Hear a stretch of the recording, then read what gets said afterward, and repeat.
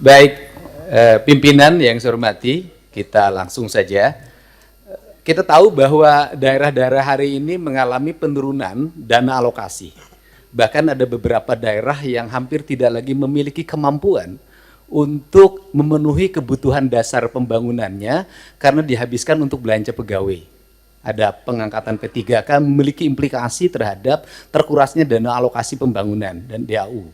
Kemudian yang berikutnya, setelah itu dana DAK mengalami penurunan, terutama di bidang infrastruktur. Ini memiliki implikasi yang cukup luas terhadap kinerja pembangunan di setiap daerah. Kalau data-datanya kita sudah sampaikan lah, nanti tinggal dilihat. Nah, seluruh problem itu menurut saya harus segera diselesaikan dalam kerangka kerja, dalam rekrutmen kepegawaian P3K yang sesuai dengan kualifikasi yang dibutuhkan oleh daerah. Saya berikan contoh misalnya, tidak semua menurut saya seleksi untuk P3K atau ASN itu harus melalui pendekatan seleksi digital. Kenapa? Karena ada beberapa spesifikasi pekerjaan yang itu tidak perlu digitalisasi. Sopir truk sampah itu nggak usah seleksi ASN menurut saya. Tukang sapu itu tidak usah. Tukang taman tidak usah. Tenaga office boy tidak usah, tenaga pengamanan tuh tidak usah. Apa sih dampaknya dari rekrutmen ini? Yang pertama dari sisi rekrutmennya terjadi rekrutmen ASN dan P3K, tetapi di sisi lain kebutuhan yang dibutuhkan oleh daerah dan provinsi itu tetap dilakukan. Pada akhirnya ngangkat lagi melalui outsourcing.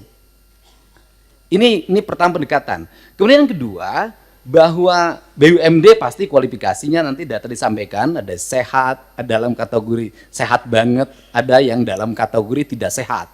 Yang tidak sehat kami lagi lakukan audit investigatif, kemudian nanti akan dilakukan dua pilihan, diteruskan atau ditutup. Nah, problem dari BUMD itu di daerah itu satu saja, BUMD diisi oleh tim sukses. Itu problemnya, sehingga profesionalismenya dikesampingan. Rambu-rambu ini harus segera dibangun dengan baik. Terus kemudian yang berikutnya, ini Jawa Barat. Jawa Barat ini provinsi menurut saya paling aneh. Jumlah penduduknya hampir 50 juta, terbesar di Indonesia. Tetapi jumlah desanya kecil dibanding Jawa Tengah. Jumlah kelurahannya kecil dibanding Jawa Tengah. Jumlah kecamatannya kecil dibanding Jawa Tengah. Sehingga desa di Jawa Barat ada yang menanggung penduduk satu desa 150.000. Nah, komposisi dana desa itu pendekatannya tidak seperti itu. Tetap saja pendekatan-pendekatan normatif daerah. Ini yang harus segera dilakukan evaluasi. Ini. Dan kemudian yang berikutnya adalah sudah juga semestinya Komisi 2 memelopori daerah desa yang sudah berubah karakternya menjadi kelurahan karena pertumbuhan industri, harus segera dibuat kelurahan tidak desa lagi. Karena pendekatan kewilayahan sudah tidak relevan lagi dengan jumlah penduduk yang tidak monokultur, yang sudah plural. Yang perlu dilakukan pendekatan birokratif bukan berdasarkan pendekatan politik. Ini yang harus dilakukan. Kemudian yang berikutnya adalah daerah menanggung beban apa lagi? Instansi vertikal seperti Kementerian Agama itu kewenangannya banyak banget. Ngurus madrasah diniyah, madrasah sanawiyah, madrasah aliyah, masjid, pondok pesantren, tapi duitnya nggak bawa. Nah, pada akhirnya kalau gubernur tidak memenuhi, kalau bupati tidak memenuhi kebutuhannya, maka nanti akan dibenturkan dengan isu agama, tidak berpihak pada kepentingan umat. Padahal di satu sisi, dia masih memiliki kewajiban-kewajiban terhadap sekolah SD negerinya masih roboh, SMP negerinya masih roboh, SMA negerinya masih roboh. Nah, problem seperti ini kalau dibawa ke wilayah politik DPR, maka kita akan mendominasi kepentingan ini dibanding kepentingan internal kita, yang menjadi kewajiban dasar kita. Untuk itu nanti ke depan Kementerian Agama harus jelas. Kalau dia mengatakan bahwa masjid tanggung jawab Kementerian Agama, madrasah diniyah tanggung jawab Kementerian Agama, madrasah sanawiyah Kementerian Agama, madrasah aliyah negeri Kementerian Agama, termasuk juga madrasah aliyah swasta, pesantren adalah di bawah Kementerian Agama, uang di Kementerian Agama diperbanyak agar mereka bisa mandiri. Sehingga fiskal kabupaten, fiskal kota, fiskal provinsi sangat berimplikasi kuat bagi kesejahteraan publiknya dan bagi apa yang menjadi kewajiban dasarnya. Kemudian yang berikutnya adalah ini urusan otonomi di Jawa Barat, lucu. Ada kabupaten yang penduduknya 6 juta. Ada kota yang penduduknya hanya 250.000 tapi berbatasan. Saya berikan contoh misalnya, dulu di wilayah selatan karena waktu itu ketua Komisi 2-nya itu dapilnya Ciamis, Banjar, Pangandaran, sehingga pertumbuhan otonominya cepat. Kabupaten Pangandaran, Kota Banjar, Kabupaten Ciamis. Tetapi di wilayah Bogor yang penduduk 6 juta sampai sekarang nggak berubah-ubah. Kemudian juga Kota Sukabumi berbatasan dengan Kabupaten Sukabumi. Kabupaten Sukabumi penduduknya banyak sekali, sedangkan Kota Sukabumi penduduknya kecil sekali. Kota Cirebon dengan Kabupaten Cirebon.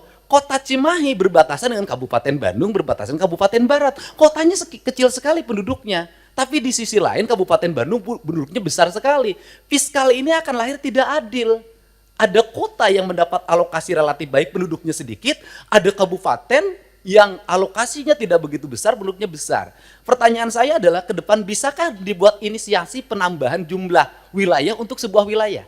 Misalnya kalau Kabupaten Sukabumi susah sekali membuat daerah otonomisasi baru, bisakah sebagian dari wilayah Kabupaten Sukabumi diintegrasikan dengan kota Sukabumi, kotanya berubah jadi kabupaten? Ini percepatan untuk apa? Agar melahirkan rasa adil dalam percepatan pembangunan di Jawa Barat. Kemudian ke depan, bisakah dana alokasi umum standarnya bukan dari jumlah kabupaten, jumlah kota, jumlah desa, jumlah kelurahan. Bisakah standarnya adalah jumlah penduduk? Karena kalau pendekatannya hanya jumlah kota, jumlah kabupaten, jumlah kelurahan, maka Jawa Barat akan di bawah Jawa Tengah secara terus-menerus. Sedangkan beban residu akibat pertumbuhan industri berbatasan dengan ibu kota negara, berbatasan dengan Jakarta, itu memiliki implikasi luas dalam penanganan. Barangkali ini sebagai pengantar dari saya dalam pendekatan-pendekatan ke depan, dan ini amanah dari teman-teman di daerah. Semoga kebuntuan-kebuntuan ini bisa dilakukan percepatan-percepatan.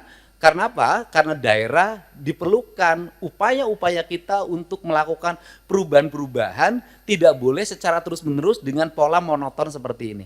Nah, yang terakhir misalnya hari ini daerah harus beratraksi. Misalnya penurunan di sektor alokasi irigasi di BBWS. Itu kan harus ditutup lewat provinsi, karena itu kebutuhan dasar pertanian, kemudian daerah aliran sungai, dan itu berdampak pada banjir. Nah ini juga akhirnya kita banyak menutup. Kita ini, dan akhirnya berbagai kegiatan di daerah, itu berbagai kebutuhan di daerah yang sebenarnya itu menjadi kewenangan pusat, itu pada akhirnya juga ditutup lagi oleh daerah. Ditutup lagi oleh daerah. Ini barangkali sebagai gambaran umum saya ucapkan terima kasih. Semoga pertemuan ini memberikan manfaat. Dan terakhir tadi Pak Gubernur Kaltim mengatakan gubernur konten. Alhamdulillah dari konten yang saya miliki itu bisa menurunkan belanja rutin iklan. Biasanya iklan di Pemprov Jabar kerjasama medianya 50 miliar. Sekarang cukup 3 miliar tapi viral terus. Terima kasih. Jelajahi cara baru mendapatkan informasi. Download Metro TV Extend sekarang.